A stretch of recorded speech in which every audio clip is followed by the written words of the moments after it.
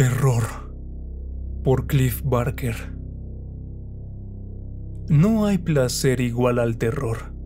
Si fuera posible sentarse, invisible, entre dos personas en cualquier tren, en cualquier sala de espera u oficina, la conversación versaría invariablemente sobre ese tema.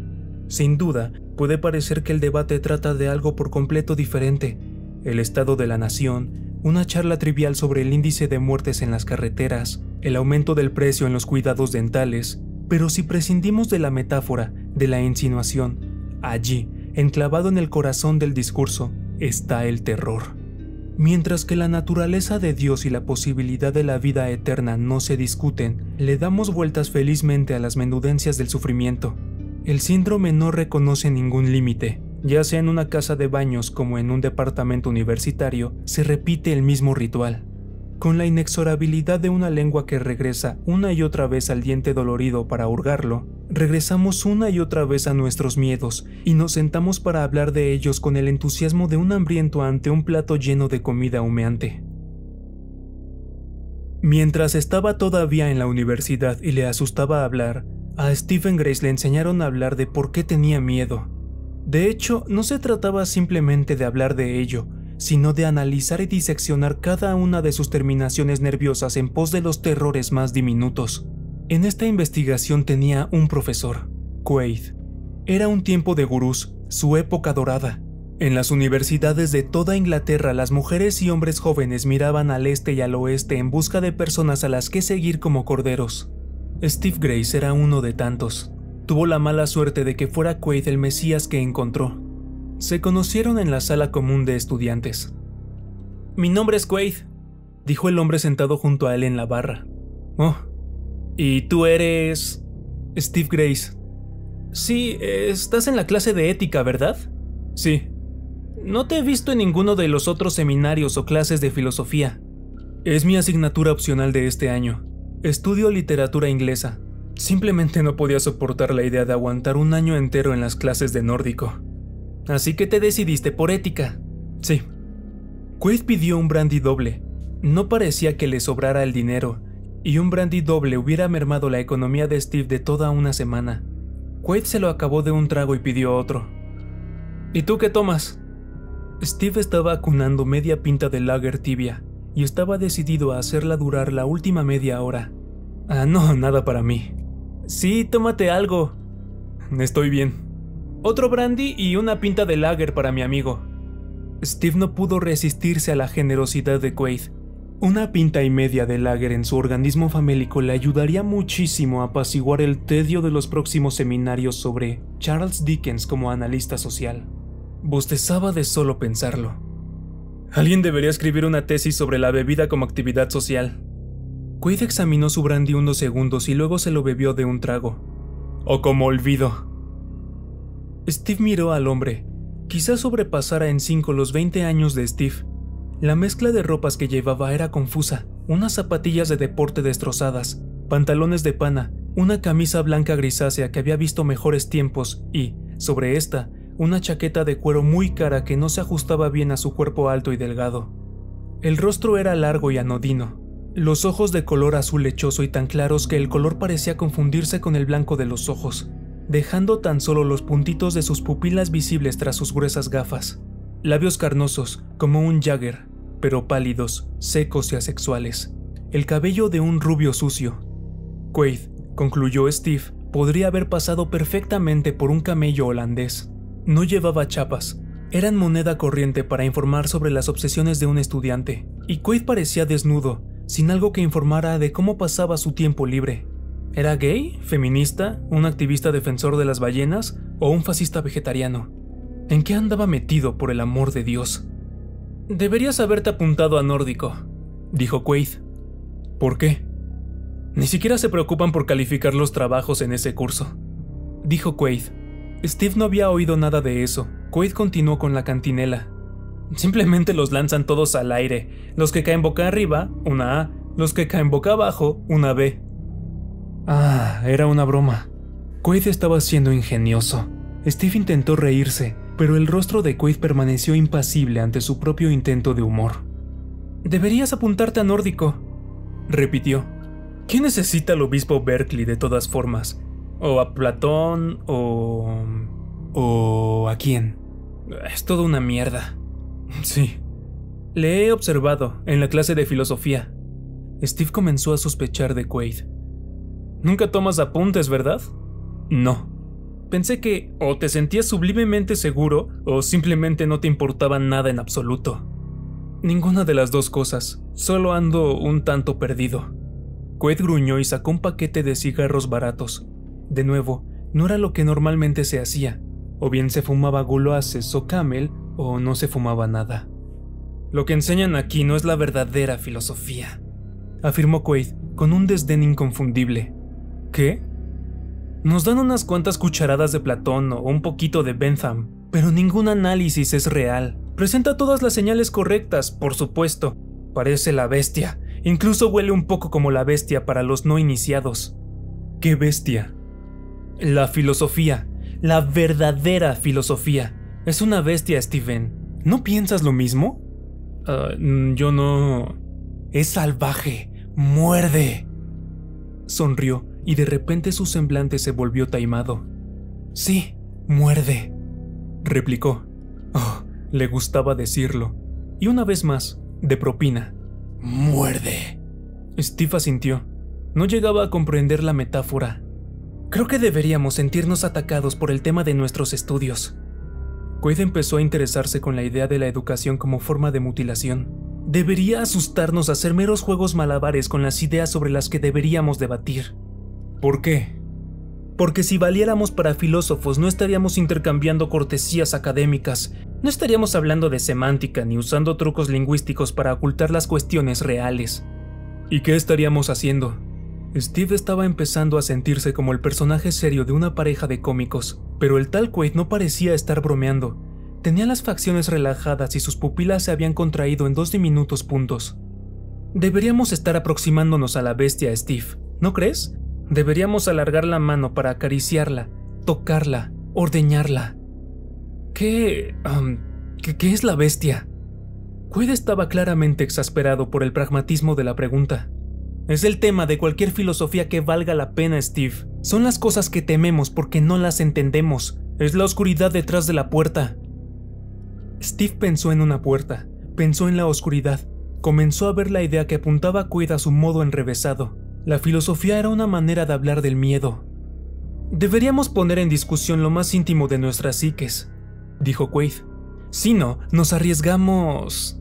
La locuacidad de Quaid le abandonó repentinamente. ¿Qué? Quaid miraba fijamente su vaso vacío de brandy, como si deseara que estuviera lleno de nuevo. ¿Quieres otro?, dijo Steve, rogando que la respuesta fuera no. ¿Qué arriesgamos? Quaid repitió la pregunta. Bueno, creo que si no salimos y encontramos a la bestia... Steve vio venir el remate. Más pronto o más tarde la bestia vendrá y nos encontrará. No hay placer igual al terror, siempre que sea de otro. Casualmente, durante las siguientes semanas, Steve hizo algunas averiguaciones sobre el curioso señor Quaid. Nadie sabía su nombre de pila. Nadie estaba seguro de su edad, pero una de las secretarias pensaba que tenía más de 30 años, lo cual le sorprendió. Sherry le había escuchado decir que sus padres estaban muertos. En un accidente, pensaba ella. Ese parecía el resumen de todo conocimiento humano concerniente a Quaid. «Te debo una copa», dijo Steve, tocando a Quaid en el hombro. Él le miró como si le hubieran mordido. «¿Brandy?» «Gracias». Steve pidió las bebidas. ¿Te asusté?» Estaba pensando. Ningún filósofo sin uno.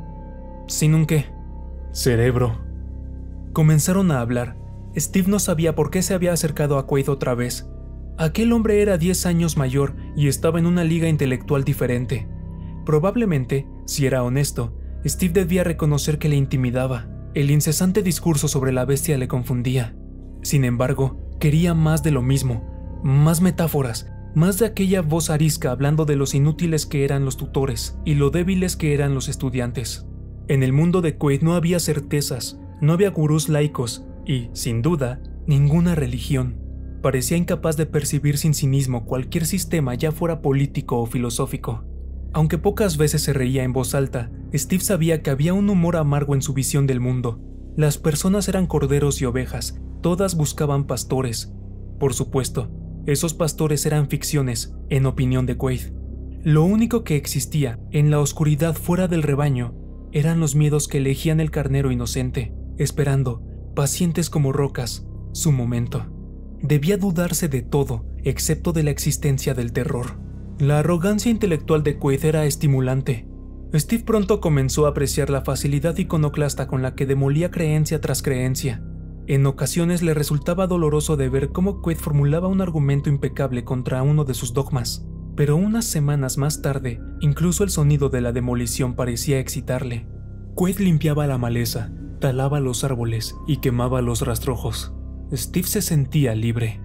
Nación, familia, iglesia, ley, todo ceniza, todo inútil, todo engaños y cadenas y asfixia. Solo había miedo. Yo tengo miedo, tú tienes miedo, nosotros tenemos miedo, le gustaba decir a Quaid. Él, ella o ello tiene miedo. No existe criatura consciente en la faz de la tierra que no conozca el miedo más íntimamente que el latido de su propio corazón.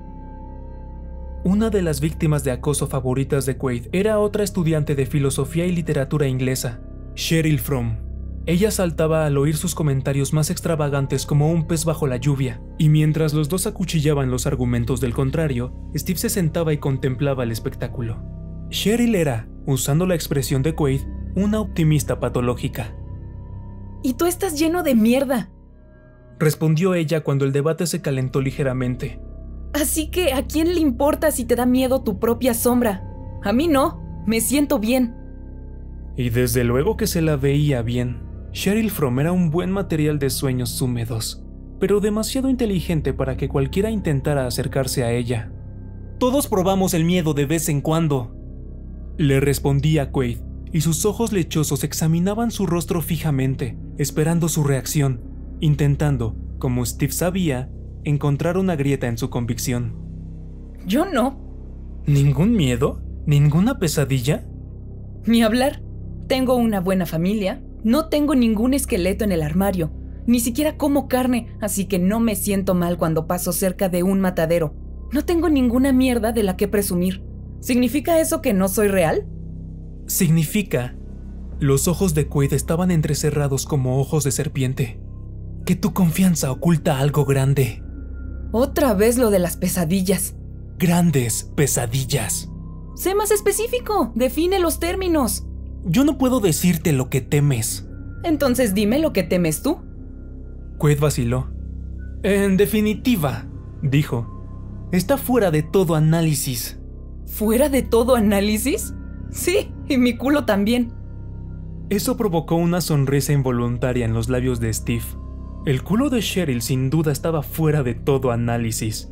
La única respuesta ante él era arrodillarse y adorarlo. Quaid volvió a pontificar.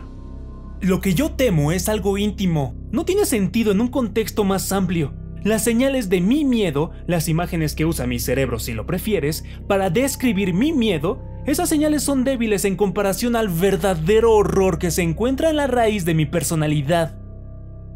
Yo tengo imágenes, dijo Steve. Fotografías de mi niñez que me hacen pensar en... Se calló, ya arrepentido de esa confesión. ¿Qué?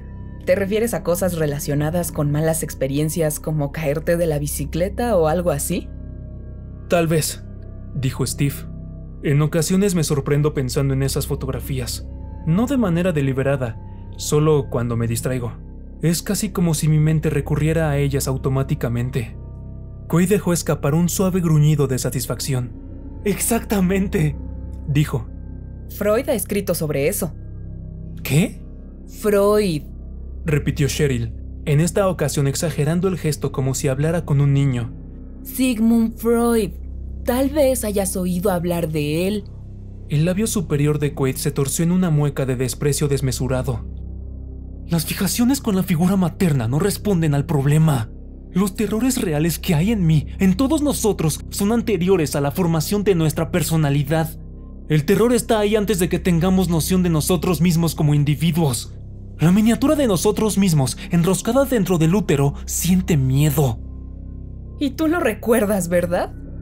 Quizás, replicó Quaid, mortalmente serio. El útero. Quaid dejó escapar una media sonrisa. Steve pensó que la sonrisa decía: sé algo que tú no sabes. Era una sonrisa desagradable y extraña, una sonrisa que Steve deseó borrar de sus retinas.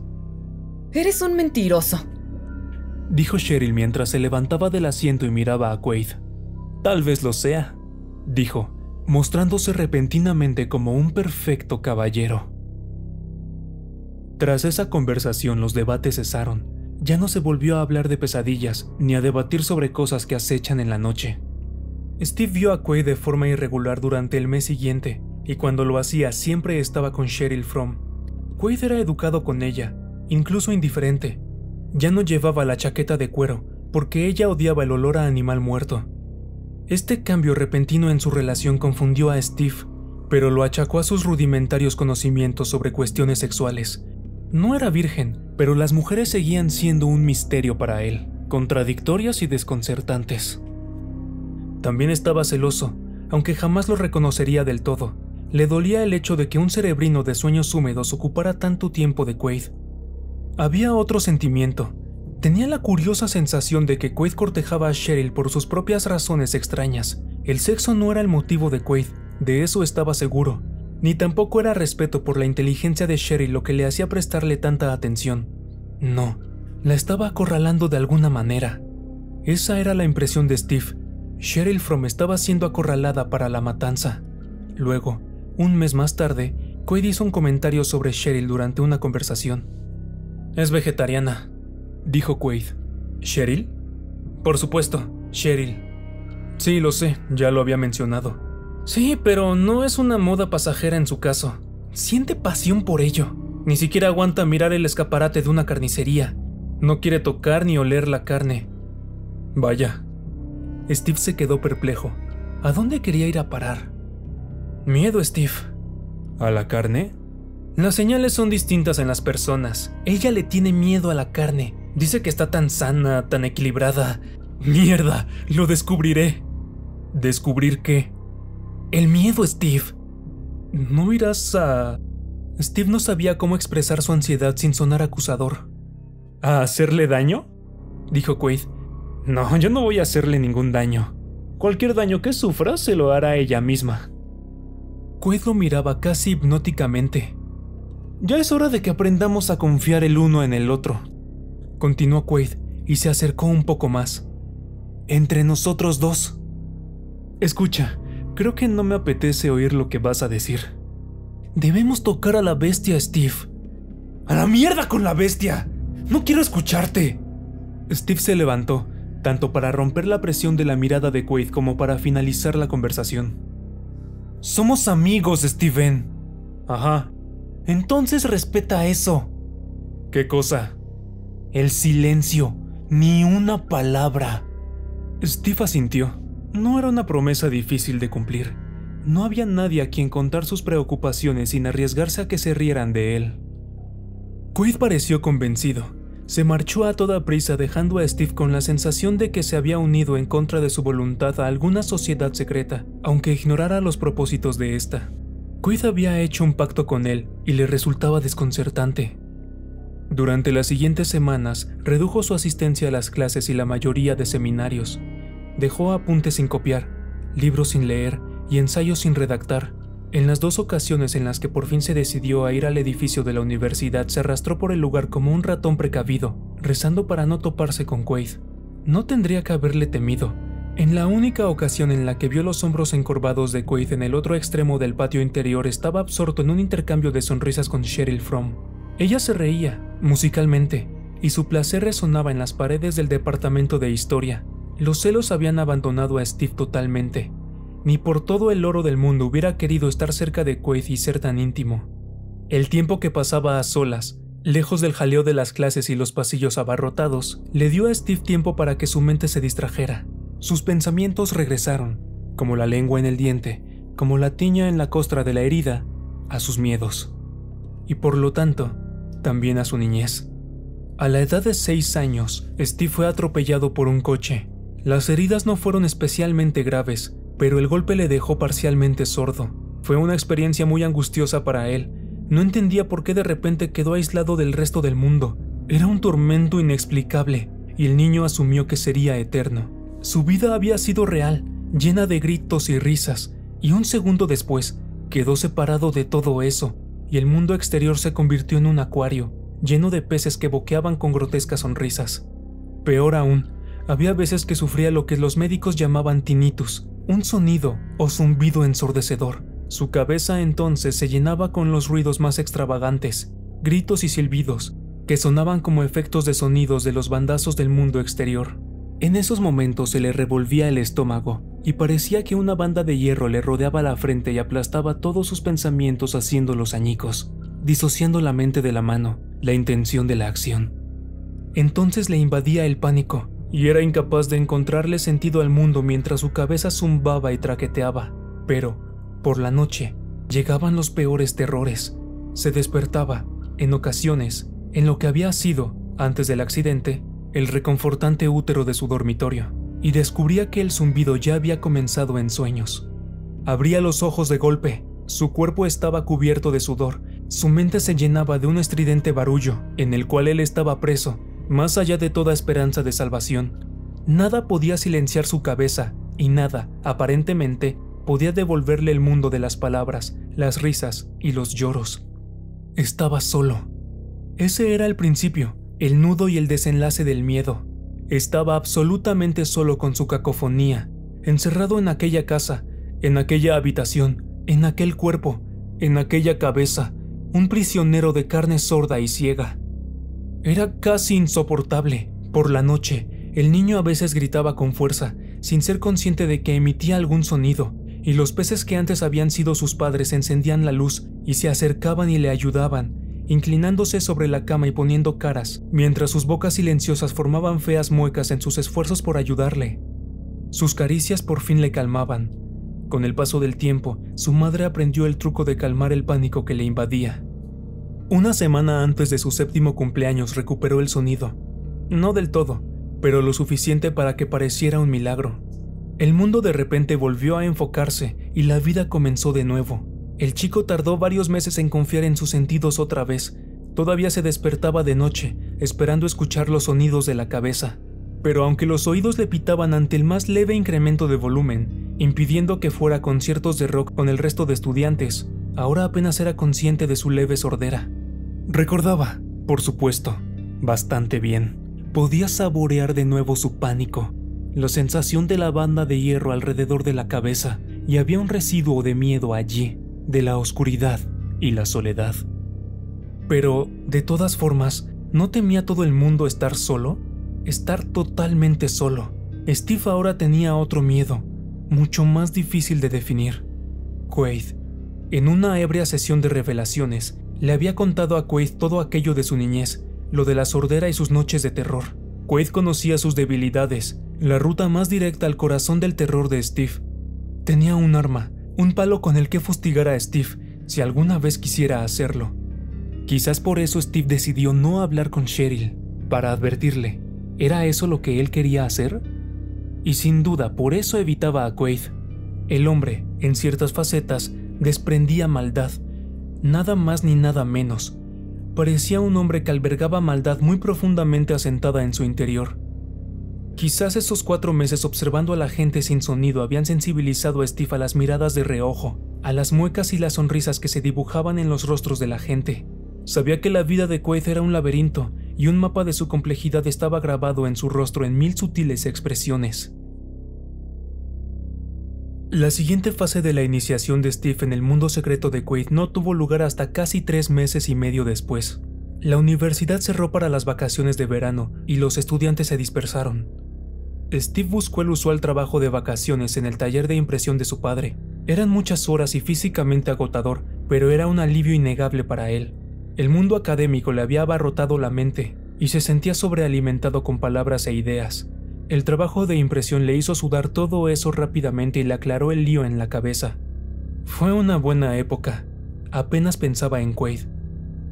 Regresó al campus a finales de septiembre. todavía no habían llegado todos los estudiantes. La mayoría de los cursos empezaban una semana más tarde, y había cierta melancolía en el aire sin la habitual melee de alumnos quejándose, flirteando o peleándose. Steve estaba en la biblioteca haciendo acopio de unos cuantos libros importantes antes de que otros de su curso pusieran sus zarpas en ellos. Los libros eran oro puro al principio del curso, teniendo en cuenta las listas de lecturas a revisar, y que la librería de la universidad siempre respondía que los títulos necesarios ya habían sido pedidos. Esos libros vitales siempre llegaban 2 días después del seminario en el que el autor iba a ser estudiado. Este último año, Steve estaba decidido a ponerse a la cabeza en la carrera por los pocos ejemplares de obras fundamentales que poseía la biblioteca. La conocida voz habló. ¿Llegas pronto a trabajar? Steve alzó la mirada y vio los ojos de cabeza de aguja de Quaid. Estoy impresionado, Steve. ¿Por qué? ¿Tu entusiasmo por el trabajo? Quaid sonrió. ¿Qué estás buscando? Algo sobre Bentham. Pues tengo principios de moral y legislación. ¿Te sirve? Era una trampa. No, eso era absurdo. Solo le ofrecía un libro. ¿Cómo podía considerar una trampa ese gesto sencillo? Ahora que lo pienso... Su sonrisa se ensanchó. Creo que es el ejemplar de la biblioteca el que tengo. Te lo daré. Muchas gracias. ¿Tuviste buenas vacaciones? Sí, gracias. ¿Y tú? Muy gratificantes. Su sonrisa había decaído y ahora era solo una fina línea bajo su... Te has dejado el bigote. Era un espécimen bastante enclenque de su especie, fino, con calvas y de un rubio sucio. Subía y bajaba bajo la nariz de Quaid, como si buscase una escapatoria de aquella cara. Quaid parecía ligeramente avergonzado. ¿Ha sido por Cheryl? Ahora sí estaba definitivamente avergonzado. Bueno, suena a que has tenido unas buenas vacaciones. La vergüenza fue superada por otra cosa. Tengo unas fotos maravillosas. ¿De qué? Fotos de vacaciones. Steve no podía creer lo que oía. ¿Es que Cheryl Fromm había domado a Quaid? ¿Fotos de vacaciones? No te vas a creer algunas de ellas. Había algo del árabe que vende postales guarras en la forma de comportarse de Quaid. ¿Qué demonios eran esas fotografías? ¿Fotos del coño de Cheryl con las piernas abiertas mientras leía a Kant? No te veo de fotógrafo. Se ha convertido en una... pasión para mí. Sonrió mientras pronunciaba la palabra pasión. Había una excitación apenas contenida en sus gestos. Estaba sin duda embargado de placer. Tienes que venir a verlas. Yo... esta noche. Y te llevas el Bentham de paso. Gracias. Ahora tengo una casa para mí solo. Está al doblar la esquina del hospital de maternidad, en la calle Pilgrim, número 64. ¿A partir de las 9? Sí, de acuerdo, gracias. Calle Pilgrim. Quaid asintió. No sabía que hubiera viviendas habitables en la calle Pilgrim. El número 64.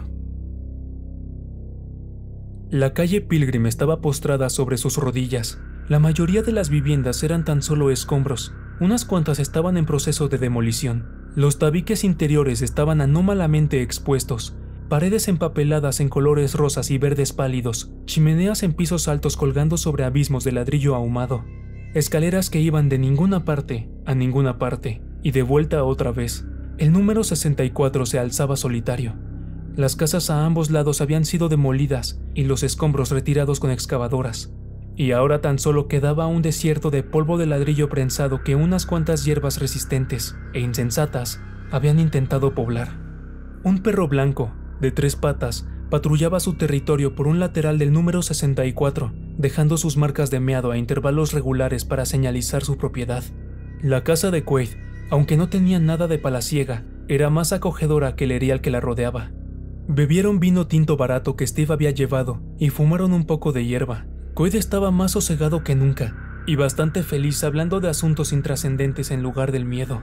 Se reía ocasionalmente e incluso contaba algún que otro chiste verde. El interior de la casa estaba tan despojado de todo que resultaba espartano. Ningún cuadro en las paredes, ninguna decoración. Los libros de Quaid, y había literalmente cientos de ellos, estaban apilados en el suelo sin un orden determinado que Steve pudiera detectar. La cocina y el baño eran primitivos. La atmósfera general era casi monástica. Tras un par de horas más bien relajadas, la curiosidad se apoderó de Steve. ¿Dónde están las fotos de vacaciones entonces?, preguntó, consciente de que la lengua se le trababa un poco, aunque eso ahora mismo le importaba una mierda. Ah, sí, mi experimento. ¿Experimento? Si te digo la verdad, Steve, no sé si debería mostrártelas. ¿Por qué no? Me he metido en algo serio, Steve. Y yo no estoy preparado para las cosas serias. ¿Es eso lo que estás diciendo? Steve podía sentir cómo la técnica de Quaid surtía efecto en él, aunque era más que obvio lo que estaba haciendo. No he dicho que no estuvieras preparado. ¿De qué demonios se trata todo esto? Fotos. ¿De qué? ¿Recuerdas a Cheryl? Fotos de Cheryl. Ja. Por supuesto. ¿Cómo podría olvidarla? Pues no volverá a este curso. Vaya. Tuvo una revelación. La mirada de Quaid era como la de un basilisco. ¿A qué te refieres? Ella siempre se mostraba tan calmada. ¿Recuerdas? Quaid hablaba de ella como si estuviera muerta. Calmada, fría y contenida. Sí, supongo que lo era. Pobre zorra. Lo único que quería era un buen polvo. Steve se sonrió como un niño al escuchar los comentarios guarros de Quaid.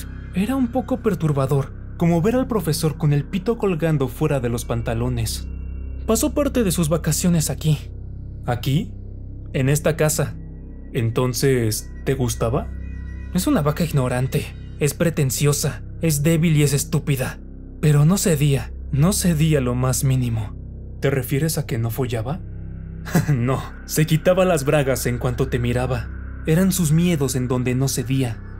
La misma vieja cantinela. Pero la persuadí con el tiempo. Quaid sacó una caja de detrás de una pila de libros de filosofía. En ella había un fajo de fotografías en blanco y negro, aumentadas a 2 veces el tamaño de una postal. Pasó la primera de la serie a Steve. Mira, la encerré, Steve. La voz de Quaid sonó tan poco emotiva como la de un presentador de noticias, para ver si podía sacarla de quicio al exponerla un poco a su miedo. ¿Qué quieres decir con que la encerraste? En el piso de arriba. Steve se sentía extraño. Podía notar que le pitaban los oídos, muy tenuemente. El vino barato siempre hacía que le pitaran los oídos. La encerré en el piso de arriba, volvió a decir Quaid. Por eso alquilé esta casa. No hay vecinos que puedan oír. ¿No hay vecinos que pudieran oír el qué? Steve miró la imagen de grano grueso que sostenía en la mano. Es una cámara oculta, dijo Quaid. Ella nunca supo que yo la fotografiaba. La fotografiaba. Uno era de una habitación pequeña y sin ninguna característica especial, solo mobiliario anodino. Esa es la habitación, en el piso superior de la casa. Cálida, a veces incluso sofocante. Ningún ruido. Ningún ruido. Quaid le presentó la fotografía 2.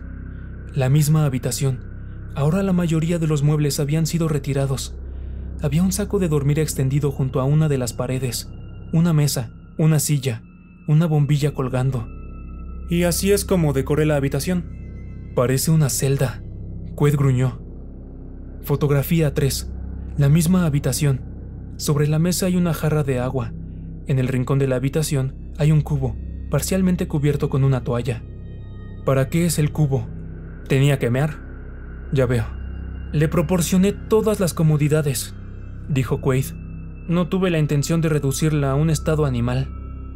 Incluso en su estado ebrio, Steve captó la indiferencia del comentario de Quaid.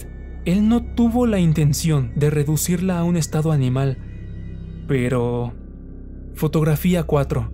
Sobre la mesa, en un plato liso, hay un pedazo de carne, un hueso que sobresale de este. Ternera, aclaró Quaid.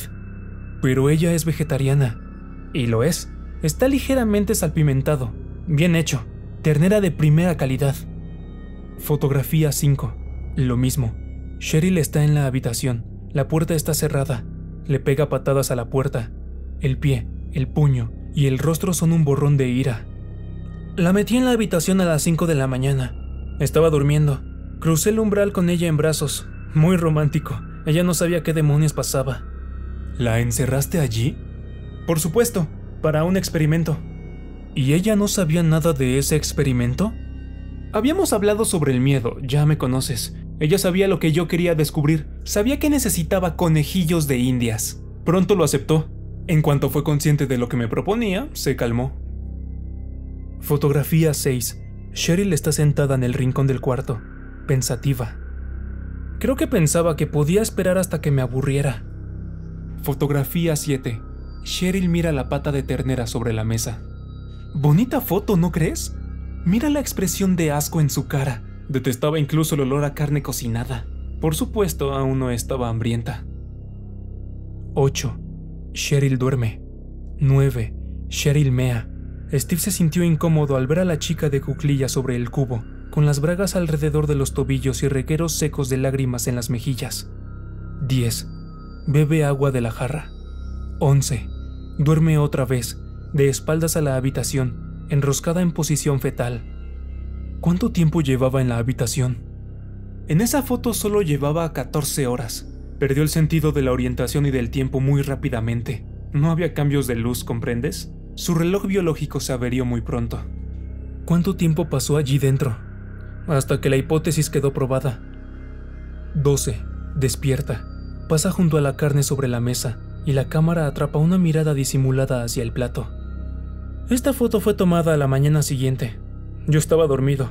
La cámara tomaba fotografías cada cuarto de hora. Mira sus ojos. Steve miró la fotografía más de cerca. Había cierta desesperación en el rostro de Cheryl, un semblante ojeroso y demente. Por la manera en la que miraba a la ternera, bien podría estar intentando hipnotizarla. Parece enferma. Está cansada, eso es todo. Durmió mucho en realidad, pero parecía que dormir la dejaba más exhausta que nunca. Ahora ya no sabe si es de día o de noche, y por supuesto tiene hambre. Ya ha pasado un día y medio. Siente algo más que un poco de apetito. 13. Duerme otra vez, enroscada en un ovillo incluso más cerrado, como si quisiera tragarse a sí misma. 14. Bebe más agua. Reemplazaba la jarra cuando dormía. Dormía muy profundamente. Podría haber montado un concierto ahí dentro y no se habría despertado. Estaba totalmente fuera del mundo. Sonrió. Loco, pensó Steve. Este hombre está loco. Dios, ahí dentro apestaba. Ya sabes cómo huelen las mujeres en ocasiones. No es sudor, es otra cosa. Un olor pesado, a carne, a sangre, se dio hacia el final de su estancia. No lo planeé de esa manera. 15. Cheryl toca la carne. Aquí es donde empieza a romperse, dijo Quaid, con un tono de triunfo sosegado en su voz. Aquí es donde empieza el miedo. Steve examinó la fotografía con más atención. El grano de la imagen emborronaba el detalle, pero la fría femme fatal sufría, de eso no cabía duda. Tenía el rostro retorcido, parecía medio deseosa y medio asqueada mientras tocaba la comida. 16. Estaba otra vez junto a la puerta, lanzándose contra ella y agitando cada parte de su cuerpo. Su boca era un borrón negro de ira mientras gritaba a la puerta impasible. Siempre acababa arengándome, siempre que se enfrentaba a la carne. ¿Cuánto tiempo llevaba aquí? Casi 3 días completos. Estás mirando a una mujer hambrienta. No era difícil detectarlo. En la siguiente foto ella estaba de pie en medio del cuarto, alejando la mirada de la tentación de la comida, y todo su cuerpo estaba tenso por el dilema. La estabas dejando morir de hambre. Puede aguantar sin problemas 10 días sin comer. Los ayunos son una práctica común en cualquier país civilizado, Steve. El 60% de la población británica está clínicamente obesa en algún momento de su vida. Ella estaba demasiado gorda de todas formas. 18. Está sentada, la chica gorda, en el rincón de la habitación, llorando. A estas alturas comenzó a sufrir alucinaciones, solo pequeños tics mentales. Pensaba que notaba algo en el cabello o en el dorso de la mano. La vi mirando al aire en ocasiones, a ningún sitio en particular. 19. Se lava, se desnuda hasta la cintura. Sus pechos son pesados y su rostro carece de cualquier expresión. La carne en la mesa tiene un color más oscuro que en las fotografías anteriores. Se lavaba regularmente. Nunca dejaba que pasaran más de 12 horas sin lavarse desde la cabeza hasta los dedos de los pies. La carne parece... ¿pasada? Oscura. Hace bastante calor en esa habitación y hay algunas moscas dentro. Se posaron en la carne y pusieron huevos en ella. Sí, está pudriéndose bastante satisfactoriamente. ¿Eso es parte del plan? Claro.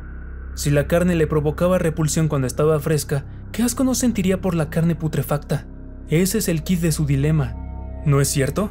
Cuanto más espere a comérsela, más asco le dará el alimento que se le ha dado. Está atrapada entre su propio horror por la carne por un lado y el terror a morir por el otro. ¿Cuál prevalecerá? Steve no estaba menos atrapado en esos momentos. Por un lado, esa broma ya había ido demasiado lejos. El experimento de Quaid se había convertido en un ejercicio de sadismo. Por otro lado, quería saber hasta dónde llegaba aquella historia. Observar a la mujer sufriendo producía una innegable fascinación morbosa. Las siguientes 7 fotografías, la 20, 21, 22, 23, 24, 25 y 26, mostraban la misma rutina circular. Dormir, lavarse, mear, observar la carne, dormir, lavarse, mear. Y luego, la 27. ¿Lo ves? Ella toma la carne. Sí, la toma, con el rostro embargado por el horror. El anca de res parece bien podrida ahora, moteada con huevos de mosca. Un asco. Mira, la muerde. En la siguiente fotografía su rostro está enterrado en la carne. A Steve le dio la sensación de saborear la carne podrida en su garganta. Su mente encontró un hedor que asignarle y creó una salsa de putrefacción que le cubrió la lengua. ¿Cómo podía ella hacerlo? 29. Está vomitando en el cubo del rincón del cuarto. 30. Está sentada junto a la mesa. Está vacía. La jarra ha sido lanzada contra la pared. El plato está hecho añicos. La ternera está tirada en el suelo, en un charco viscoso de putrefacción. 31. Duerme. Su cabeza está enterrada en una maraña de brazos. 32. Está de pie. Mira de nuevo la carne, desafiándola. El hambre que la atormenta se desdibuja claramente en su rostro. También el asco. 33. Duerme. ¿Cuántos días llevaba?, preguntó Steve. 5 días.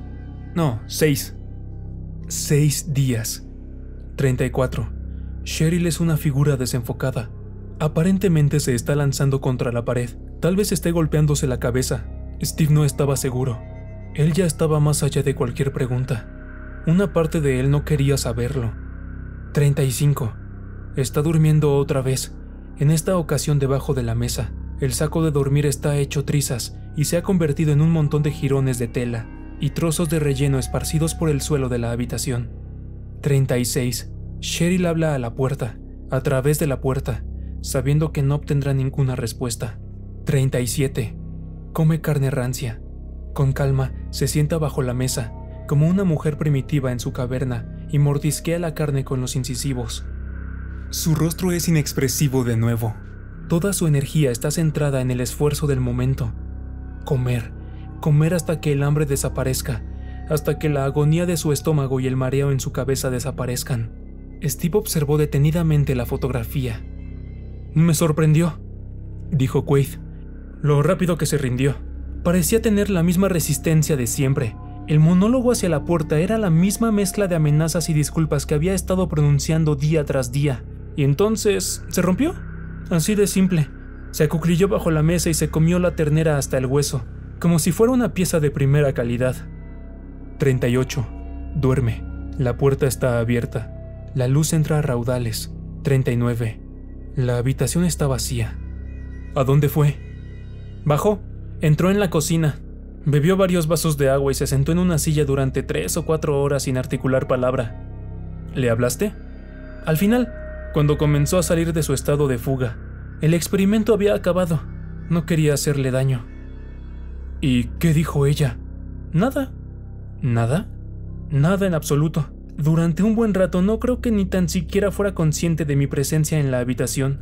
Luego freí unas patatas que ella se comió. ¿Y no intentó llamar a la policía? No. ¿Nada de violencia? No. Ella sabía lo que yo había hecho y por qué lo había hecho. No estaba planificado, pero habíamos hablado sobre ese tipo de experimentos, en conversaciones abstractas. No sufrió ningún daño, ¿comprendes? Tal vez perdió algo de peso, pero eso es todo. ¿Y dónde está ahora? Se marchó al día siguiente. No sé a dónde fue. ¿Y cuál fue el resultado del experimento? Quizás ninguno en absoluto, pero sirvió de interesante punto de partida de mis investigaciones. ¿Un punto de partida? ¿Eso era solo un punto de partida? Se notaba claramente el desprecio por Quaid en la voz de Steve. Steven, cálmate. ¡Podrías haberla matado! No. Podría haber perdido la cabeza, podrías haberla dejado con un trastorno permanente. Era una posibilidad, pero poco probable. Era una mujer tenaz. Pero tú lograste que se derrumbara. Sí, fue un viaje para el que ya estaba preparada. Había hablado de enfrentarse a su miedo, así que ahí estaba yo, posibilitando que Cheryl hiciera exactamente eso. Nada del otro mundo en realidad. La forzaste a hacerlo, de lo contrario nunca lo hubiera hecho. Cierto, fue en aras de su educación. Así que ahora eres profesor. Steve deseó entonces haber disimulado más el sarcasmo de su voz, pero ahí estaba. Sarcasmo, ira y un poco de miedo. Sí, soy profesor, respondió Quaid, mirando a Steve de reojo con ojos desenfocados. Yo le enseño a la gente lo que es el terror. Steve miró al suelo. ¿Y estás satisfecho con lo que has enseñado? Y aprendido, Steve. También he aprendido. Es un proyecto excitante. Todo un mundo de terrores por investigar, especialmente con sujetos inteligentes, incluso ante la racionalización. Steve se levantó. No quiero escuchar nada más. Vaya, de acuerdo. Tengo clase mañana a primera hora. No. ¿No qué? El corazón se le encogió. No te vayas todavía. ¿Por qué? Su corazón latía rápido. Temía a Quaid y nunca antes había sido consciente de cuánto. Tengo más libros que darte. Steve sintió que se ruborizaba, ligeramente. ¿Qué había estado pensando un segundo antes? ¿Que Quaid iba a derribarlo con un placaje de rugby y empezar a experimentar con sus miedos? No, qué idiotez. Tengo un buen libro sobre Kierkegaard que te gustará. Está en el piso de arriba. Volveré en 2 minutos. Sonriente, Quaid abandonó la habitación. Steve se acuclilló y se puso a hojear las fotografías otra vez. Era el momento en el que Cheryl tomaba por primera vez la carne podrida al que más le fascinaba. Su rostro mostraba una expresión totalmente ajena a la mujer que él había conocido. Allí estaba dibujada la duda, la confusión y un profundo terror. Era la palabra de Quaid, una palabra sucia, una palabra obscena, asociada a partir de esa noche con la tortura de una inocente a manos de Quaid. Durante un segundo Steve pensó en la expresión de su propia cara mientras contemplaba la fotografía. ¿No había en su rostro algo de aquella misma confusión? Y tal vez algo de aquel miedo también, esperando a ser liberado. En ese instante escuchó un ruido a sus espaldas, demasiado suave para que fuera Quaid, a menos que se acercara de puntillas. ¡Oh Dios! ¡A menos que se acercara! Un paño mojado en cloroformo le cubrió la boca y la nariz. Involuntariamente, Steve inhaló los vapores, y estos hicieron que le ardieran las fosas nasales y le brotaran lágrimas de los ojos. Un manchón de oscuridad apareció en la esquina del mundo, justo fuera de su rango de visión, y esa mancha comenzó a expandirse, palpitando al ritmo de su corazón acelerado. En el centro de la cabeza de Steve podía ver la voz de Quaid como un velo. Pronunciaba su nombre. Steven. Otra vez. Steven. La mancha era el mundo. El mundo estaba a oscuras. Había desaparecido. Ojos que no ven, corazón que no siente. Steve se derrumbó torpemente entre las fotografías. Cuando se despertó, no advirtió que ya estaba consciente. Le rodeaba la oscuridad por todos los flancos. Permaneció tumbado despierto durante 1 hora con los ojos abiertos antes de darse cuenta de que los tenía abiertos. A modo de experimento, movió primero los brazos y las piernas, y luego la cabeza. No estaba atado como había esperado, a excepción de uno de los tobillos. Definitivamente, tenía una cadena o algo similar atado en el tobillo izquierdo. Le rozaba la piel cuando intentaba alejarse demasiado. El suelo bajo sus pies era muy confortable, y cuando lo examinó más detenidamente con la palma de la mano se dio cuenta de que estaba tumbado sobre una enorme parrilla o rejilla de algún tipo. Era de metal, y su superficie regular se extendía en todas direcciones, al menos hasta donde le alcanzaban los brazos. Cuando metió el brazo a través de uno de los agujeros de aquel enrejado, no tocó nada, solo aire vacío que caía bajo su cuerpo. Las primeras fotografías de infrarrojos que tomó Quaid del cautiverio de Stephen ilustraban su exploración. Como había esperado Quaid, el sujeto se mostraba bastante racional ante esa situación. Nada de histerismo, ninguna maldición, ninguna lágrima. Ese era el reto de aquel sujeto en particular. Sabía exactamente lo que estaba ocurriendo y respondería con lógica a sus miedos. Eso, sin duda, hacía de la suya una mente más difícil de romper que la de Cheryl. Pero cuánto más satisfactorios serían los resultados si finalmente se rompía. ¿No se abriría entonces su alma para que Quaid pudiera observarla y tocarla? Había tanto allí, en el interior del hombre, que él quería examinar. Poco a poco, los ojos de Steve se acostumbraron a la oscuridad. Estaba cautivo en lo que parecía una especie de plataforma. Calculaba que debía medir unos 6 metros de diámetro, y era totalmente redonda. ¿Era algún tipo de conducto de ventilación para un túnel o una fábrica subterránea? La mente de Steve dibujó el mapa del área alrededor de la calle Pilgrim, intentando localizar el lugar más probable en el que Quaid podría haberle encerrado. No se le ocurrió ningún lugar. Ningún lugar. Estaba perdido en algún sitio que no podía localizar o reconocer. La plataforma no tenía esquinas donde fijar la mirada, y las paredes no ofrecían ninguna grieta o agujero donde esconder la conciencia. Peor aún, estaba tumbado con los miembros totalmente extendidos en una rejilla que colgaba sobre aquel abismo. Sus ojos no distinguían nada en la oscuridad de abajo. Parecía que el hueco no tenía fondo, y solo el fino entramado de la parrilla y la frágil cadena que le ataba el tobillo evitaban que se cayera. Se vio suspendido en un cielo vacío y negro, sobre una oscuridad infinita. El aire era cálido y viciado. Le secó las lágrimas que de repente le habían brotado de los ojos, dejándolos pegajosos. Cuando se echó a gritar pidiendo ayuda, lo cual hizo tras las lágrimas, la oscuridad se tragó sus palabras sin ninguna dificultad. Tras quedarse ronco de gritar, se tumbó boca arriba sobre el enrejado. No podía evitar pensar que más allá de su frágil lecho la oscuridad era infinita. Era absurdo, por supuesto. Nada dura para siempre, dijo en voz alta. Nada dura para siempre. Y sin embargo, nunca lo sabría. Si caía en la absoluta negritud que se extendía bajo su cuerpo, caería y caería y caería y no vería acercarse el fondo del pozo. Aunque intentaba pensar en imágenes más alegres y positivas, su mente invocaba la imagen de su cuerpo desplomándose por aquel terrible agujero a tan solo unos centímetros del fondo sin que sus ojos lo vieran, ni su cerebro lo pudiera predecir, hasta impactar. ¿Vería la luz cuando su cabeza se abriera por el impacto? ¿Entendería en el momento en que su cuerpo se convirtiera en un desecho por qué había vivido y muerto? Entonces pensó, Quaid no se atrevería. ¡No se atrevería!, chilló. ¡No se atrevería! La oscuridad devoraba ávidamente las palabras. En cuanto gritó, fue como si jamás hubiera emitido sonido alguno. Y entonces le invadió otro pensamiento, una verdadera maldad. Supongamos que Quaid hubiera encontrado aquel infierno circular para meterle dentro porque nunca sería encontrado, nunca sería investigado. Quizás quisiera llevar su experimento hasta el límite. Hasta el límite. La muerte era el límite. ¿Y no sería ese el experimento definitivo para Quaid?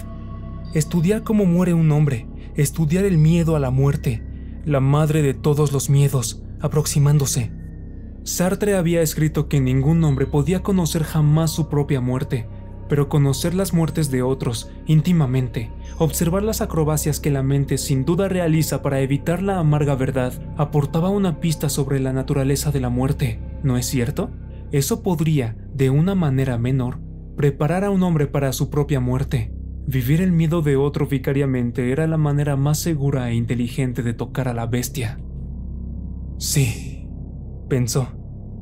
Quaid sería capaz de matarme, movido por su propio terror. Steve sintió una amarga satisfacción al pensarlo. Quaid, el experimentador imparcial, el aspirante a educador, estaba obsesionado con los terrores porque su propio terror discurría más profundamente. Ese era el motivo de que necesitara ver a otros enfrentarse a sus miedos. Necesitaba una solución, una salida para él mismo. Pensar en todo esto le llevó horas. En la oscuridad, la mente de Steve era rápida como el azogue, pero incontrolable. Le resultaba difícil seguir un hilo de argumentación durante demasiado tiempo. Sus pensamientos eran como peces pequeños y rápidos, que se escapaban entre sus dedos cuando los agarraba. pero subyaciendo bajo cada pensamiento estaba el conocimiento de que debía jugar mejor sus cartas que Quaid. Eso estaba claro. Debía mantener la calma, probarse como un sujeto inservible para el análisis de Quaid. Las fotografías de esas horas mostraban a Steven tumbado sobre la rejilla con los ojos cerrados, con el ceño levemente fruncido. De vez en cuando, paradójicamente, se dibujaba una sonrisa en sus labios. En ocasiones era imposible saber si estaba dormido o despierto, pensando o soñando. Quaid esperó. Finalmente, los ojos de Steve comenzaron a moverse bajo los párpados, una señal inconfundible de que dormía. Era el momento, mientras el sujeto dormía, de girar la rueda de la parrilla. Steve se despertó con las manos esposadas. Frente a él podía ver un cuenco de agua sobre un plato y un segundo cuenco lleno de gachas de avena sin sal tibias junto al primero. Comió y bebió agradecido. Mientras comía, registró dos cosas. En primer lugar, que el ruido que hacía al comer parecía sonar muy fuerte en su cabeza, y la segunda, que sentía un aparato, una presión, en las sienes. Las fotografías mostraban a Steve echándose las manos torpemente a la cabeza. Llevaba atado un arnés con correas alrededor de la cabeza. Este presionaba profundamente unos tapones en sus orejas, evitando así que entrara ningún sonido. Las fotografías muestran perplejidad, luego ira, luego miedo. Steve estaba sordo. Lo único que podía escuchar eran los ruidos en su cabeza, el rechinar de los dientes, el chasqueo y sonido gutural al tragar en su paladar. Los sonidos retumbaban entre los oídos como disparos. Las lágrimas le inundaron los ojos. Propinó una patada a la rejilla, pero no oyó el repiqueteo del tacón contra las barras de metal. Gritó hasta que tuvo la sensación de que le sangraba la garganta, pero no escuchó ninguno de sus gritos. El pánico le invadió. Las fotografías mostraban su nacimiento. Se veía el rostro ruborizado, los ojos totalmente abiertos y los dientes y encías expuestos en una desagradable mueca. Parecía un mono asustado. Todas las sensaciones familiares de su niñez le embargaron. Las recordó como los rostros viejos de enemigos, las extremidades crepitantes, el sudor, las náuseas. Desesperado, tomó el cuenco de agua y se lo tiró por la cara. La fuerte impresión del agua fría le distrajo la mente momentáneamente de la escalera de pánico que ascendía. Se tumbó sobre la rejilla con el cuerpo rígido como una tabla y se dijo a sí mismo que respirara profunda y lentamente. «Relájate, relájate, relájate, relájate», se dijo en voz alta. En su cabeza podía escuchar la lengua chasqueando. También podía oír las flemas, moviéndose viscosamente por los conductos de la nariz tensos por el pánico, blanqueándolos y desbloqueándolos en sus oídos. Ahora detectó el siseo grave y suave que esperaba paciente bajo el resto de sonidos. El sonido de su mente. Era como el ruido blanco entre emisoras de radio. Era el mismo gemido que le traía de regreso de la anestesia, el mismo ruido que sentía en los oídos en la frontera del sueño. Sus miembros todavía se agitaban espasmódicamente y no era del todo consciente del forcejeo de las esposas, indiferente a las heridas que sus filos le producían en la piel de las muñecas. Las fotografías registraban todas esas reacciones con precisión, su guerra contra la histeria, sus intentos patéticos por evitar que afloraran los miedos, sus lágrimas, sus muñecas ensangrentadas. Por fin, el agotamiento derrotó al pánico, como solía ocurrirle de niño. ¿Cuántas veces se había quedado dormido con el sabor salado de las lágrimas en la nariz y la boca, incapaz de seguir luchando? El esfuerzo había aumentado el volumen de los ruidos en su cabeza. Ahora, en lugar de una nana, su cerebro le silbaba para dormirle. El olvido era bueno. Quaid estaba decepcionado. Estaba claro por la rapidez de su respuesta que Stephen Gray sin duda iba a romperse muy pronto. De hecho, estaba prácticamente roto tras unas horas de experimento. ¿Y Quaid había confiado tanto en Steven? Tras meses de preparar el terreno, parecía que aquel sujeto iba a entregar su mente sin aportar ni una sola palabra. Una palabra, una mísera palabra era lo único que Quaid necesitaba. Una pequeña señal en cuanto a la naturaleza de la experiencia. O mejor aún, algo que sugiriera una solución, un tótem de sanación o incluso una plegaria. Sin duda, algún salvador brotaría de los labios cuando la personalidad se diluyera en la locura. Debía de haber algo. Quaid esperó como un ave carroñera en la escena de una atrocidad, contando los minutos que le quedaban a aquella alma agonizante, esperando su bocado. Steve se despertó boca abajo sobre la rejilla. El aire estaba ahora mucho más viciado. y las barras metálicas se le clavaban en la carne de las mejillas. Tenía calor y estaba incómodo. Yació inmóvil, dejando que sus ojos se acostumbraran de nuevo a su entorno. Las líneas de la rejilla se extendían en perfecta perspectiva hasta unirse a la pared del agujero. La simple estructura de barras entrecruzadas le pareció hermosa. Sí, hermosa. Siguió las líneas hacia uno y otro extremo, hasta que se cansó del juego. Aburrido, se apoyó sobre la espalda y sintió que la rejilla vibraba bajo el peso de su cuerpo. ¿Era menos estable ahora? Parecía balancearse ligeramente cuando se movía. Acalorado y sudoroso, Steve se desabrochó la camisa. Tenía un hilito de baba en la barbilla, pero no se molestó en limpiarlo. ¿Y qué más daba si babeaba? ¿Quién iba a verlo? Se quitó parcialmente la camisa y, usando un pie, se quitó el zapato del otro. Zapato, enrejado, caída. Lentamente, su mente realizó la conexión. Se sentó. Pobre zapato. Su zapato caería, se deslizaría entre las barras y se perdería. Pero no, se había quedado en perfecto equilibrio sobre dos extremos a una de las aberturas del enrejado. Aún podía salvarlo si lo intentaba. Alargó la mano en busca de su pobrecillo zapato y, al moverse la rejilla, tembló. El zapato comenzó a caer. «Por favor», le suplicó, «no te caigas». No quería perder ese bonito zapato, su hermoso zapato. No debía caer. Cuando se estiró para tomarlo, el zapato se inclinó, con el tacón hacia abajo, y cayó a través de la rejilla hacia la oscuridad. Dejó escapar un grito desgarrador que no pudo oír. Oh, si al menos pudiera oír la caída del zapato, para contar los segundos del descenso, para oír cómo tocaba el fondo del agujero. Al menos entonces sabría a qué distancia estaba de su muerte. No podía soportarlo más. Rodó sobre la barriga y lanzó ambos brazos a través de la rejilla gritando: «¡Me iré también! ¡Me iré también!». No soportaba la espera antes de la caída en la oscuridad.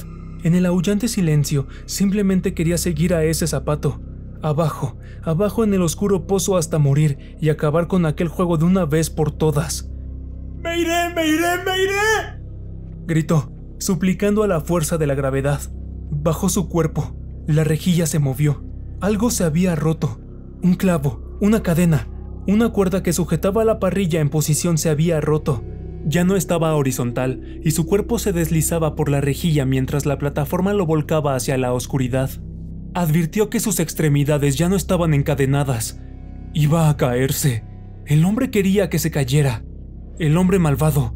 ¿Cuál era su nombre? ¿Quake? ¿Quail? ¿Correl? Automáticamente se agarró a la parrilla con ambas manos a medida que iba inclinándose. Tal vez, después de todo, no quisiera caerse como el zapato. Quizás la vida, unos segundos más de vida, hacía que valiera la pena sujetarse. La oscuridad más allá del borde de la rejilla era tan profunda y quién sabe lo que acecharía ahí abajo. En su cabeza, los ruidos del pánico se multiplicaron. El bombeo de su propio corazón sangriento, el tartamudeo de sus mucosidades, el carraspeo seco en el paladar. Las palmas de las manos, mojadas por el sudor, se soltaban. La gravedad lo requería, demandaba su derecho a tener su cuerpo, exigía que cayera. Durante unos segundos, al mirar por encima del hombro a las fauces que se abrían bajo su cuerpo, creyó ver monstruos retorciéndose allá abajo. Eran criaturas absurdas y dementes, crudamente pintadas, oscuridad sobre oscuridad. Viles grafitis lanzaban miradas lascivas hacia arriba desde las profundidades de su niñez y desplegaban sus garras para arañarle las piernas. «¡Mamá!», dijo, al tiempo que le fallaban las manos y quedaba a merced del terror. «¡Mamá!». Esa era la palabra. Quaid la escuchó claramente con toda su banalidad. «¡Mamá!». Cuando Steve impactó con el fondo del vacío, ya no tenía la cabeza para juzgar desde qué altura había caído. En el momento en que sus manos soltaron la rejilla y supo que la oscuridad lo engullía, su mente se quebró. El yo animal sobrevivió para relajar su cuerpo, evitando así heridas graves al impactar. El resto de su vida, a excepción de las reacciones más simples, quedó hecho añicos, y los trozos volaron hacia los recovecos de su memoria. Cuando por fin llegó a la luz, miró a la persona con la máscara de Mickey Mouse que le esperaba en la puerta, y le sonrió. Era la sonrisa de un niño de agradecimiento hacia su cómico salvador. Dejó que el hombre se lo llevara arrastrándose por los tobillos fuera de la habitación redonda en la que había estado tumbado. Tenía los pantalones mojados y sabía que se había meado encima mientras dormía. Sin embargo, el ratón divertido le daría un gran beso. La cabeza se balanceaba sobre los hombros mientras le sacaban a rastras de la cámara de tortura. En el suelo, junto a su cabeza, había un zapato, y a unos 2 metros por encima de él estaba la rejilla de donde había caído. No significaba nada en absoluto. Dejó que el ratón le sentara en una habitación luminosa. Dejó que el ratón le devolviera los oídos, aunque claramente ya no los quería. Era divertido contemplar el mundo sin sonido. Le hacía reír. Bebió un poco de agua y comió pastel dulce. Estaba cansado. Quería dormir. Quería a su mamá.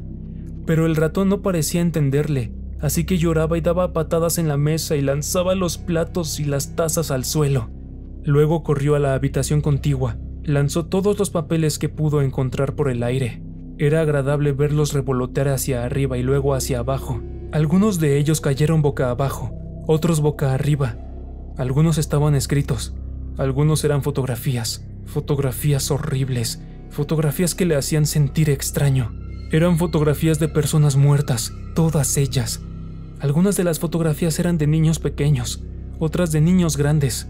Yacían boca abajo o medio sentados, y había grandes cortes en sus rostros y cuerpos, cortes que dejaban al descubierto un amasijo por debajo, una pulpa de trozos brillantes y trozos purulentos, y alrededor de los muertos, pintura negra, no en charcos perfectos, sino salpicada por todo alrededor y con marcas de dedos y de manos y muy desastrado todo. En 3 o 4 fotografías el objeto que hizo los cortes seguía presente. Conocía la palabra para designarlo: hacha. Había un hacha en el rostro de una señora enterrada casi hasta el mango. Había un hacha en la pierna de un hombre y otra en el suelo de una cocina, junto a un bebé muerto. Aquel hombre coleccionaba fotografías de muertos y hachas, lo cual pensó Steve que era extraño. Ese fue su último pensamiento antes de que el olor demasiado familiar de cloroformo le invadiera la cabeza y le hiciera perder la conciencia. La sórdida entrada olía a orín viejo y vómito reciente. Era su propio vómito. Se lo había tirado por el pecho de la camisa. Intentó levantarse, pero sentía las piernas temblorosas. Hacía mucho frío. Le dolía la garganta. Entonces escuchó unas pisadas. Sonaba como si el ratón fuera a regresar. Quizás le llevara a casa. ¡Levántate, hijo! No era el ratón. Era un policía. ¿Qué haces ahí tirado? He dicho que te levantes. Agarrado a la pared ruinosa de ladrillos de la entrada, Steve se levantó. El policía le apuntó con la linterna. ¡Por el amor de Dios!, dijo el policía, y el asco se dibujó en su rostro. ¡Estás hecho una porquería! ¿Dónde vives? Steve sacudió la cabeza y continuó mirando el pecho empapado de vómito de su camisa como un colegial avergonzado. ¿Cómo te llamas? No podía recordarlo bien. ¡Chico, tu nombre! Lo estaba intentando. Si al menos el policía no le gritara. ¡Vamos, enderézate! Las palabras no tenían ningún sentido. Steve podía sentir lágrimas por debajo de los ojos. ¡A casa! Ahora balbuceaba, sorbía moco y se sentía profundamente abandonado. Quería morirse. Quería tumbarse en el suelo y morirse. El policía lo sacudió. ¿Consumiste algo?, le preguntó, sacando a Steve a la luz de las farolas y observando su rostro manchado de lágrimas. Será mejor que te muevas. «Mamá», dijo Steve. «Quiero a mi mamá». Las palabras dieron un giro completo al encuentro. De repente, el policía encontró aquel espectáculo más que asqueroso, más que penoso. Aquel pequeño cabrón, con sus ojos inyectados de sangre y la cena sobre la camisa, realmente le estaba poniendo los nervios de punta. Demasiado dinero, demasiada mierda en sus venas y demasiada poca disciplina. «Mamá». Esa fue la última gota. Propinó un puñetazo a Steve en el estómago. Un golpe limpio, afilado y efectivo. Steve se dobló en 2, gimoteando. «Calla, hijo». Con otro golpe terminó de derrumbar al chico, y luego agarró un mechón de pelo de Steve y le levantó la cara para mirar al drogata a los ojos. «¿Quieres ser un marginado, verdad?» No. Steve no sabía qué significaba marginado. Solo le quería agradar al policía. «Por favor», dijo, y los ojos se le volvieron a llenar de lágrimas. «Lléveme a casa». El policía parecía confundido. El chico no había intentado contraatacar ni invocar los derechos civiles, como hacía la mayoría.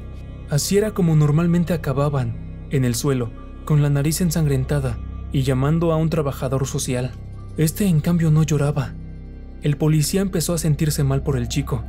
Es como si fuera un loco o algo así, y él había sacudido al pobre mocoso. Joder, ahora se sentía responsable. Tomó a Steve por el brazo y lo arrastró hasta el otro lado de la calle hasta su coche. «Entra». «Lléveme». «Te llevaré a casa, hijo. Te llevaré a casa». En el albergue nocturno registraron la ropa de Steve en busca de alguna identificación, pero no encontraron nada. Luego le inspeccionaron el cuerpo en busca de pulgas y el pelo en busca de liendres. El policía le dejó allí, lo cual alivió a Steve. No le gustaba aquel hombre. Los del albergue hablaban de él como si no estuviera en la habitación. Hablaban acerca de lo joven que era, debatieron sobre su edad mental, su ropa, su apariencia. Luego le dieron una pastilla de jabón y le mostraron las duchas. Se quedó bajo el agua fría durante 10 minutos y luego se secó con una toalla sucia. No se afeitó, aunque le habían prestado una cuchilla. Se había olvidado de cómo hacerlo. Luego le dieron ropas viejas que le agradaron. No eran malas personas, aunque hablaran de él como si no estuviera presente. Uno de ellos incluso le sonrió. Un hombre corpulento con barba canosa. Le sonrió como sonreiría a un perro. Le dieron una indumentaria muy extraña. Las piezas de ropa o bien eran demasiado grandes o demasiado pequeñas, de todos los colores.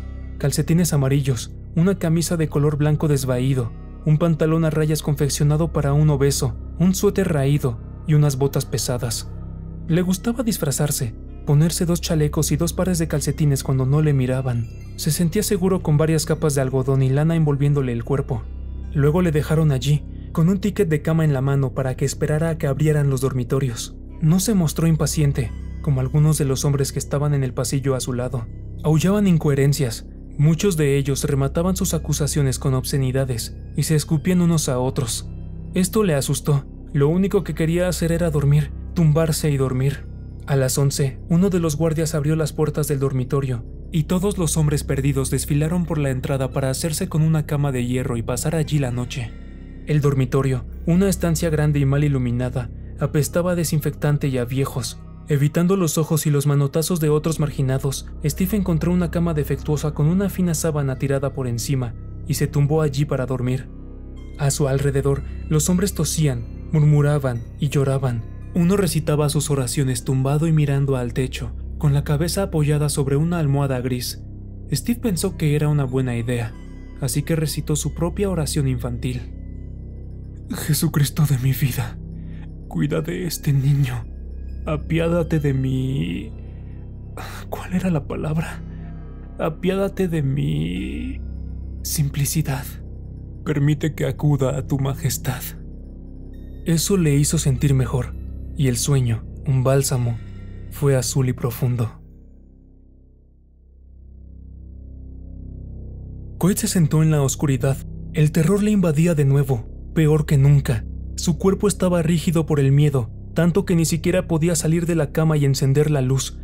Además, ¿qué pasaría si en esta ocasión, justamente, el terror estuviera justificado? ¿Qué pasaría si el hombre del hacha estaba ante su puerta en carne y hueso, sonriéndole como un lunático, danzando como un demonio en el descansillo del piso de arriba, como Coet lo había visto en sueños, bailando y sonriendo, sonriendo y bailando? Nada se movía, no se oía ningún crujido en las escaleras, ninguna risita en las sombras. Después de todo, no era él. Coet viviría hasta la mañana siguiente. Su cuerpo se había relajado un poco ahora. Sacó las piernas de la cama y encendió la luz. En efecto, la habitación estaba vacía, la casa en silencio. A través de la puerta abierta podía ver el descansillo superior de las escaleras. Por supuesto, no había ningún hombre con hacha. Unos gritos despertaron a Steve. Todavía era de noche. No sabía cuánto tiempo llevaba dormido, pero sus miembros ya no le dolían tanto. Con los codos apoyados en la almohada, se incorporó un poco y echó una mirada al dormitorio para ver qué era todo aquel barullo. 4 hileras de camas más allá, 2 hombres se peleaban. El motivo de la disputa no estaba nada claro, simplemente se manoteaban como niñas pequeñas. Steve se rió al verles, chillando y tirándose de los pelos. A la luz de la luna, la sangre en sus rostros y manos parecía negra. Uno de ellos, el más viejo, cayó hacia atrás sobre su cama gritando: ¡No iré a Finkley Road! ¡No me obligarás! ¡No me golpees! ¡No soy el hombre que buscas! ¡No lo soy! El otro ya hacía rato que no le escuchaba. Era demasiado estúpido o estaba demasiado loco para entender que el viejo quería que le dejaran en paz. Animado por los espectadores que los rodeaban por todos lados, el atacante del anciano le había quitado el zapato y estaba apaleándole con él. Steve podía oír el crujido de los golpes, tacón contra cabeza. Se escuchaban vítores acompañando cada golpe y gritos cada vez más débiles procedentes del anciano. De repente, el aplauso vaciló cuando alguien entró en el dormitorio. Steve no podía ver quién era. La masa de hombres apiñados alrededor de la pelea se interponía entre él y la puerta. Sin embargo, sí que vio al vencedor lanzar el zapato al aire con un grito final. ¡Cabrón! El zapato. Steve no podía apartar la mirada del zapato. Este voló por el aire girando mientras subía y luego cayó sobre las tablas del suelo como un pájaro abatido por un tiro. Steve lo vio claramente, más claramente de lo que había visto nada desde hacía muchos días. Aterrizó cerca de él. Aterrizó con un fuerte golpe sordo. Aterrizó de lado, como había aterrizado su zapato. Su zapato, el que se quitó con el otro pie, en la parrilla, en la habitación, en la casa, en la calle Pilgrim. Quaid se despertó con el mismo sueño, siempre en las escaleras. Siempre miraba por el hueco de las escaleras mientras esa visión absurda, medio cómica, medio terrorífica, subía de puntillas hacia él, soltando una carcajada en cada escalón. Jamás lo había soñado 2 veces la misma noche. Estiró la mano por el borde de la cama y rebuscó la botella que guardaba allí. En la oscuridad le dio un trago largo. Steve pasó junto al grupo de hombres enfadados, haciendo caso omiso de los gritos o de los gruñidos y maldiciones del anciano. Los guardias estaban muy ocupados, intentando contener los disturbios. Sería la última vez que permitieran la entrada al viejo Crowley. Siempre atraía la violencia. Aquello tenía toda la pinta de un pequeño motín. Tardarían horas en restablecer el orden. Nadie preguntó nada a Steve cuando recorrió el pasillo, cuando atravesó la puerta y cuando llegó al vestíbulo del albergue nocturno. Las puertas batientes estaban cerradas, pero el aire nocturno, gélido, antes del amanecer, olía a fresco al colarse al interior. La oficina de recepción estaba abierta y a través de la puerta, Steve pudo ver el extintor de fuego colgado en la pared. Era rojo y brillante. Junto a este, había una manguera negra y larga enrollada sobre una bobina roja como una serpiente dormida. Junto a esta, apoyada en 2 soportes clavados en la pared, estaba el hacha. Un hacha muy bonita. Steven entró en la oficina. A poca distancia escuchó rápidas pisadas, gritos y un silbato, pero nadie interrumpió a Steve mientras se familiarizaba con el hacha. Al principio se sonrió al verla. La curva de la hoja del hacha le devolvió la sonrisa. Luego la tocó. Al hacha parecía gustarle que la tocaran. Estaba polvorienta y no había sido usada desde hacía mucho tiempo. Demasiado tiempo. Deseaba que la blandieran y la acariciaran y le sonrieran. Steve la descolgó de los soportes con mucho cuidado y la deslizó bajo la chaqueta para mantenerla caliente. Luego salió de la oficina de recepción, atravesó las puertas batientes y salió para encontrar su otro zapato. Quaid volvió a despertarse. A Steve le llevó poco tiempo orientarse. Había cierto impulso en su paso mientras se dirigía a la calle Pilgrim. Se sentía como un payaso vestido con tantos colores chillones y con unos pantalones tan holgados y unas botas tan absurdas. Era un tipo cómico, ¿verdad que sí? Forzó una risa. ¿Era tan cómico? El viento penetraba en él, sacudiéndolo en un torbellino mientras se deslizaba por su cabello y enfriaba sus globos oculares tanto como 2 trozos de hielo en las cuencas de los ojos. Echó a correr, a saltar, a bailar, a retozar por las calles. Blanco bajo las farolas, negro entre ellas. Ahora me ves, ahora no me ves. Ahora me ves, ahora no me ves. Quaid no se despertó por la pesadilla en esta ocasión. Esta vez escuchó un ruido. Sin duda era un ruido. La luna estaba lo suficientemente alta para lanzar sus rayos a través de la ventana, a través de la puerta y sobre el descansillo superior de las escaleras. No era necesario encender la luz. Podía ver todo lo que necesitaba ver. El descansillo estaba vacío, como siempre. Entonces, el primer escalón de la escalera crujió. Un sonido tan tenue, como si hubiera caído sobre él un suspiro. Quaid entonces conoció el terror. Otro crujido, mientras subía las escaleras hacia él, como en el sueño absurdo. Debía ser un sueño. Después de todo, él no conocía a ningún payaso, ni a ningún asesino con hacha. Así que, ¿cómo podía ser esa imagen absurda, la misma imagen que lo despertaba noche tras noche, algo que no fuera un sueño? Sin embargo, tal vez existieran sueños tan absurdos que tenían que ser ciertos. ¡Ningún payaso!, se dijo a sí mismo mientras permanecía de pie observando la puerta, las escaleras y el rayo de la luna. Quaid conocía solo mentes frágiles, tan débiles que eran incapaces de aportar ni una sola pista sobre la naturaleza, sobre el origen o sobre la cura del pánico que ahora lo tenía subyugado. Lo único que hacían era romperse, deshacerse en polvo cuando se enfrentaban con el más mínimo atisbo de terror en el corazón de la vida. No conocía a ningún payaso, jamás conoció a ninguno y nunca lo conocería.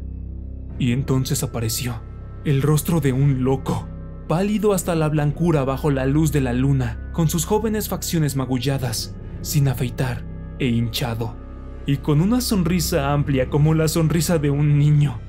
Se había mordido el labio inferior a causa de la emoción. La sangre se había extendido por la mandíbula y tenía las encías casi negras por la sangre. Aún así, era un payaso. Indiscutiblemente, era un payaso aunque su ropa le quedara mal y fuera tan incongruente y tan patético. Solo el hacha no encajaba con la sonrisa. Reflejaba la luz de la luna mientras el maníaco lo zarandeaba con movimientos cortos y repetidos, y sus diminutos ojos negros brillaban por la excitación que le provocaba la diversión inminente. Se detuvo en el tramo superior de las escaleras y su sonrisa no desapareció ni un segundo mientras observaba el terror de Quaid. Las piernas de Quaid cedieron y se desplomó sobre sus rodillas. El payaso subió el siguiente escalón de un salto y sus ojos brillantes se clavaron en los de Quaid, henchidos de una especie de maldad benigna. El hacha se balanceaba hacia adelante y hacia atrás entre sus blancas manos, en una pequeña versión del golpe mortal. Quaid le reconoció. Era su alumno, su conejillo de indias, transformado en la imagen de su propio terror. Él, de entre todas las personas, él, el chico sordo. Los saltos ahora eran más grandes y el payaso emitía un sonido gutural, como el trino de algún pájaro fantástico. El hacha describía un balanceo más amplio en el aire, cada uno más letal que el anterior. «¡Steven!», dijo Quaid. El nombre no significaba nada para Steve. Lo único que veía era la boca abriéndose y la boca cerrándose. Tal vez emitiera algún sonido, o tal vez no. Le resultaba del todo irrelevante. La garganta del payaso emitió un alarido y, sujetándola con ambas manos, levantó el hacha por encima de la cabeza. En ese mismo instante, el pequeño baile se convirtió en una carrera, y el hombre del hacha saltó los 2 últimos escalones y corrió hacia el dormitorio, totalmente iluminado por el rayo de luna. El cuerpo de Quaid se giró a un lado para evitar el golpe mortal, pero no con la suficiente rapidez o agilidad. La hoja surcó el aire y se clavó en la parte trasera del brazo de Quaid, cercenando casi por completo sus tríceps, rompiendo el húmero y abriendo una raja en el antebrazo que a punto estuvo de alcanzar la arteria. El grito de Quaid podía haberse oído en un radio de 10 viviendas si no fuera porque esas casas ahora eran tan solo escombros. No había nadie que pudiera oír, nadie que pudiera venir y librarle del payaso. El hacha, ansiosa por acabar con la tarea, ahora cortaba el muslo de Quaid como si estuviera partiendo un tronco. Heridas abiertas de unos 10 o 12 centímetros de profundidad exponían los brillantes usos musculares, el hueso y el tuétano del filósofo. Después de cada hachazo, el payaso tiraba del hacha para sacarla del tajo, y el cuerpo de Quaid se agitaba entonces como una marioneta. Quaid gritó, Quaid suplicó, Quaid le susurró. El payaso no oía ni una sola palabra. Lo único que oía era el ruido en su cabeza, los silbidos, los chillidos, los aullidos, los zumbidos. Se había refugiado allí donde ningún argumento racional, ninguna amenaza podía atraparlo otra vez. Donde el latido de su corazón era la ley y el gemido de su sangre era música. ¿Cómo bailaba aquel chico sordo? Bailaba como un lunático por ver a su torturador boqueando como un pez y su intelecto depravado acallado para siempre. ¡Ay, cómo manaba la sangre! ¡Cómo se derramaba y salía a chorros! El pequeño payaso se rió al ver tanta diversión.